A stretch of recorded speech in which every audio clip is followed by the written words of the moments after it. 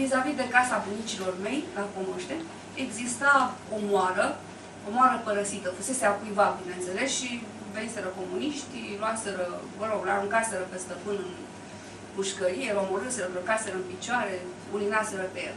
Și moara era pustie în momentul în care am remarcat-o eu, era sinistră, era o moară din cărămidă roșie, o clădire impozantă, așa cam cât un bloc de 2 etaje, despre care moară circula tot felul de povești. Se spunea că acolo locuiește o fantomă. Existau o mulțime de lucruri care mă înspăimântau până la sânge. Și mi-era frică, bineînțeles, nu intram în moară, dar mi-era frică chiar să privesc pe moară. Ieșeam pe treptele casei și cu coada ochiului prindeam din când în când câte o mișcare, câte o coadă care pur și simplu se furișa prin moară și îmi îngheța sângele. Și într-o zi am intrat în moară. Eram destul de mare atunci. Eram pe la începutul adolescenței. Cred că abia intrasem la liceu. Eram destul de mare. Eram într-o vacanță de vară. Abia luasem vacanță. Era frumos. Era o zi de iunie. Am intrat în moară și acolo am întâlnit un băiat care era îmbrăcat cu uniformă de liceu. Ceea ce vă dați seama că era o chestie pe vremea aia. Mi-am zis că era o uniformă destul de ciudată. Era o uniformă particulară, ca să zicem. Vreau să vă spun că în momentul în care ești obligat să porți uniformă, bineînțeles, cauți pe toate căile să ți-o înfrumusețezi, să îi mai atârni acolo niște chestii, să ți-o scutezi, strântezi, să-i faci pensie, să fie altfel decât a celorlalți, pentru că este extrem de greu să trăiești în uniformă. Este, de fapt, o existență în genunchi. Și nu puteți să înțelegeți asta decât dacă v-aș obliga acum să vă îmbrăcați cu niște uniforme. Ei bine, uniforma aia era ceva ieșit din comun, iar băiatul respectiv, în fine, era o apariție care m-a emoționat mai cu seamă în partea de jos a trupului, nu? Nu se întâmplă de regulă. Adică îmi tremurau genunchii, să nu vă gândiți la altceva.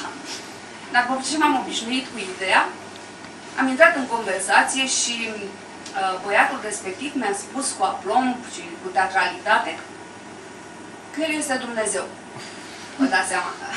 Acum, o să ziceți bine, asta e o chestie tâmpită. Nu este așa. Pe vremea aia, să spună cineva chestia asta, era un banc. Adică nu era un lucru de luat în serios și normal că constituia aici doar o punte între noi, un mod de a comunica și atâta tot. Dar intrând în joc, i-am cerut să-mi spună, să-mi îndeplinească 3 dorințe, știți voi, cam bancul ăla. Și după mai multe negocieri a fost de acord să-mi îndeplinească o singură dorință, așa că trebuia să mă gândesc bine și i-am cerut Dumnezeului din moară să-mi spună ce mă așteaptă, care este viitorul meu. Nu? Nu e asta ceea ce vrem toți, să știm ce ni se întâmplă, dacă o să reușim, dacă nu cumva o să ratăm, dacă nu cumva o să cădem în genunchi, dacă nu cumva o să fim nevoiți să ștergem cu limba pe jos, e cam așa ceva.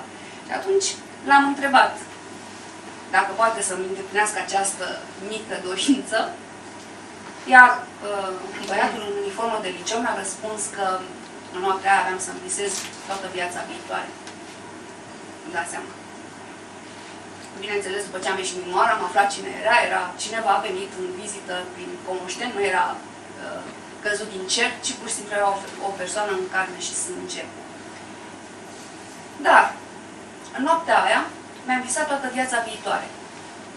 Am avut un vis din ăla teribil și bineînțeles că m-am trezit a doua zi, mi-am notat, mi-am scris toate chestiile care mi s-au părut importante, iar printre ele, normal că se aflau și lucruri referitoare la cărțile pe care o să le scriu sau la lucrurile mai importante, să spunem, din viața fiecărui om. Și asta n-ar fi nimic. Dar mai târziu, tot urmărind însemnările pe care le făcusem, tot așteptând să se întâmple aia și aia și aia și aia dintre lucrurile pe care le visasem, aproape că am uitat să trăiesc. Iar întâmplarea asta,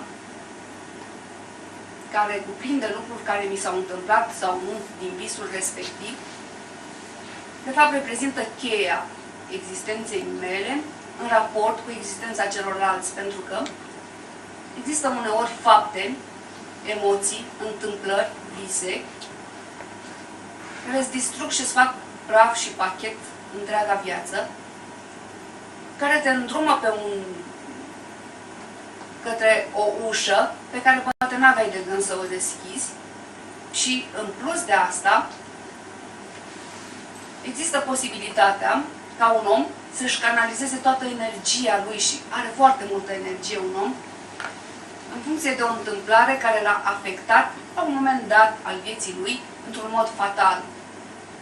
Pentru că lucrurile care ți se întâmplă în urma unui vis de multe ori sau în unei întâmplări de genul ăsta se întâmplă pentru că tu vrei lucrul ăsta și pentru că tu de fapt ești constructorul visului tău.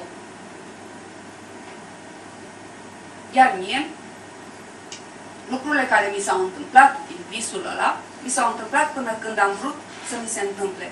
Și în momentul în care n-am mai vrut să se întâmple lucrul acesta, am scris Fantoma din moară.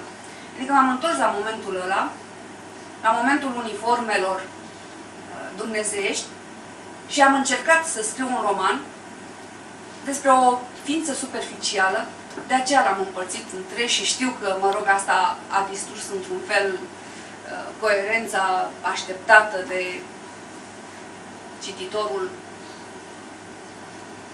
de azi.